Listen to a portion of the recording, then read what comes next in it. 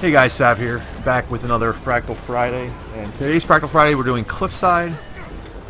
Cliffside, Fractal was the first one to be remade. It was remade a while ago now. Back when Bloodstone Venom was released, so we're probably going back to July, I guess, or maybe even before then. It's been out for a while now.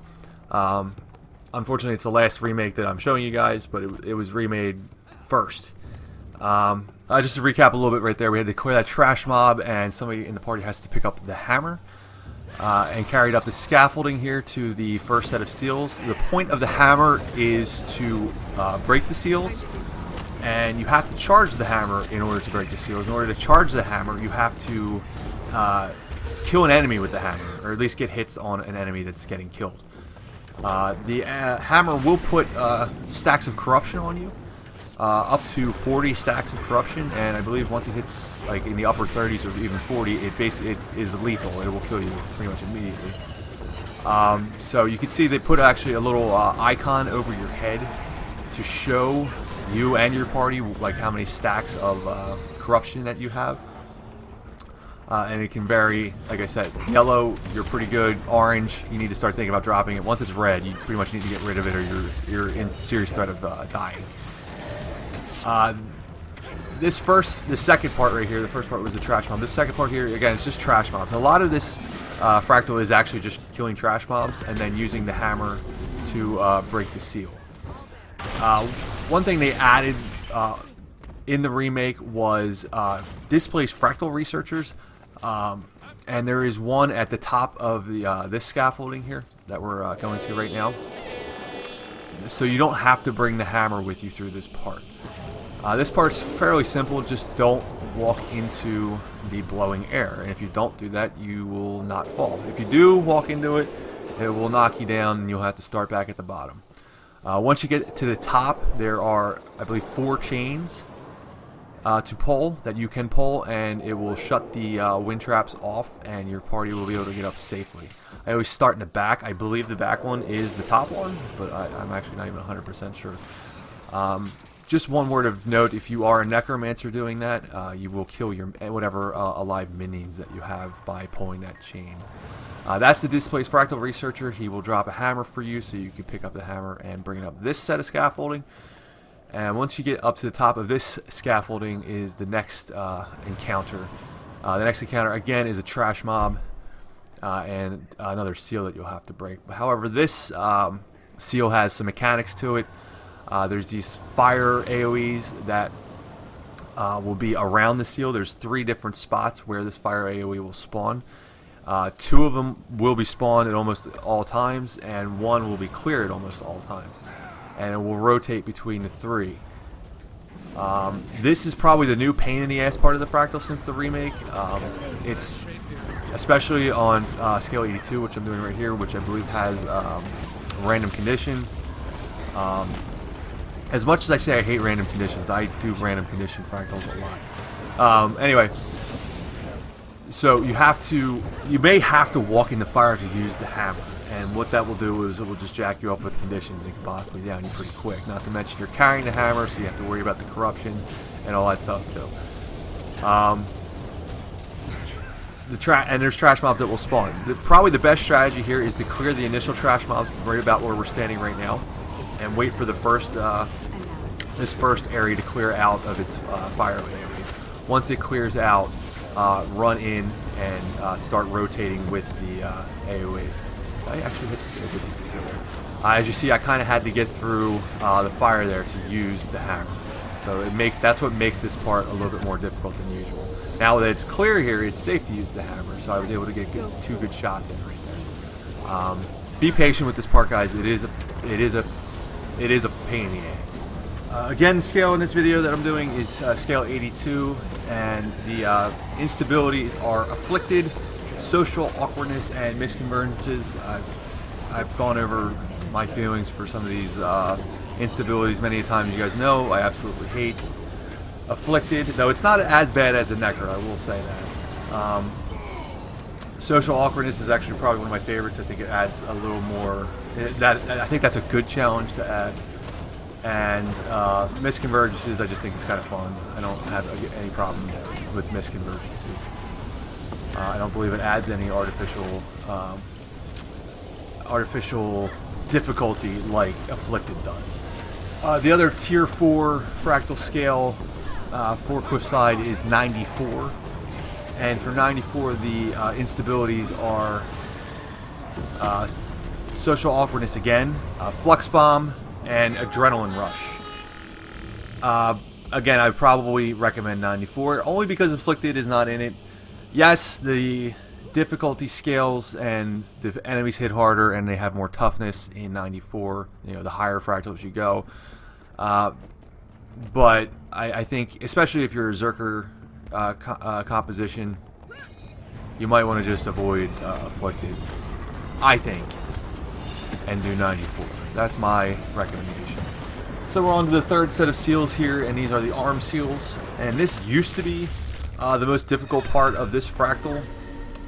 What you have to do is you have to break this first seal, then you have to run down this hallway and hit the second seal. Then you have to come back to the first seal and back and forth and back and forth. And what will happen after you hit each seal, it will get a force field over it, and you can't take the force field off until you go and hit the other seal. This used to be the most difficult part of this dungeon.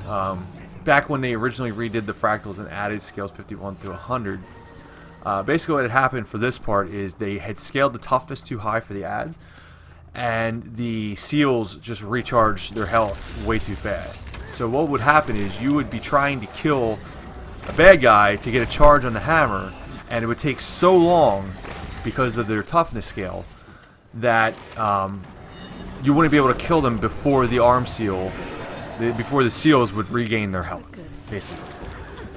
And it ended up just making this dungeon, this fractal, an absolute nightmare. It was just no fun to do. Nobody wanted to do this fractal at any scale.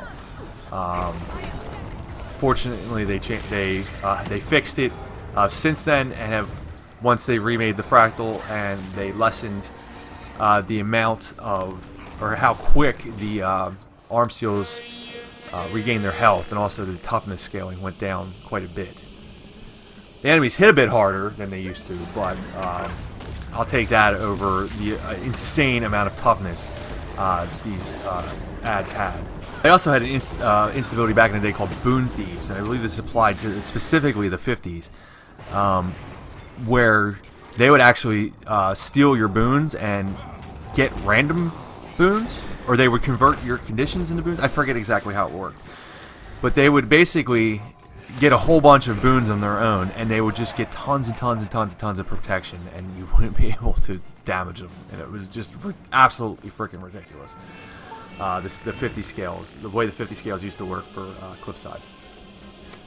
Anyway, now that the seals are broken, we're going to head up this last piece of scaffolding here. There's a couple, I guess you want to call them exploding traps. I don't know exactly what to call them.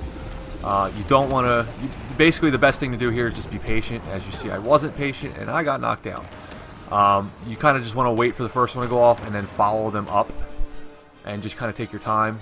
Otherwise you'll fall down like I did and you'll have to run up again. There's chains at the top again, like before with the wind traps, that your party can pull so that you can have a nice easy walk up like I'm having right here. So now we're heading into the final seal, the final section of this fractal, and that is the Arch Diviner and his next seal. The fight starts out, and he's going to have, I think, 4 or 5 ads standing around him. You want to kill them first. I think you can kill them at the same time if you're just AoEing them down. But you want to get them down first. The Arch Diviner has several different attacks. The main ones that you're going to have to worry about are his hammer cone attack. He's going to almost wind up. You'll kind of see this cone AoE in front of him, and you're going to want to dodge out of that. There it is right there. That will knock you down, and then he'll just start smacking you with his hammer and probably kill you. He does these AoEs. I guess they're like a life siphoning kind of AoE that if you step in them, I don't know if he actually gains health from it or not, but it will definitely suck some life out of you. And this is just phase 1. Phase 1 and phase 2 are basically the same. The first 50% of his health. What you want to do is take him down to 25, stages of 25% of his health, and then he will drop his hammer and kind of go invulnerable. So you pick up the hammer and you have to kill one of the adds that will spawn, as you still spawn 4 of them around the seal. You kill one of them with the hammer, and then you smack the seal with the hammer, and then you continue on with the fight. Archdiviner will become vulnerable again, and he will start attacking you again. And you still want to probably kill the adds, though I believe there is an achievement for not killing any of the adds that you don't have to. However, most parties will just kill the adds. I don't believe I actually had that achievement. That's probably something I need to work on. Phase 2, his mechanics are basically the same. It's worth mentioning that during the first 50% of his health, his break bar is very easy to break. He will basically just stand there, winding up some attack for some silly amount of time and have a break bar that's very easy to break. The second 50% of the fight, his break bar is almost impossible to break. He won't have it up long enough for you to break it, more than likely. Not all of his break bars. I just saw there was one break bar there that kind of snuck through. Looks like he's doing his teleport attack. I wasn't sure if he did this now or if he did it later, but basically what he will teleport to you and knock you down if you don't dodge or get out of the way.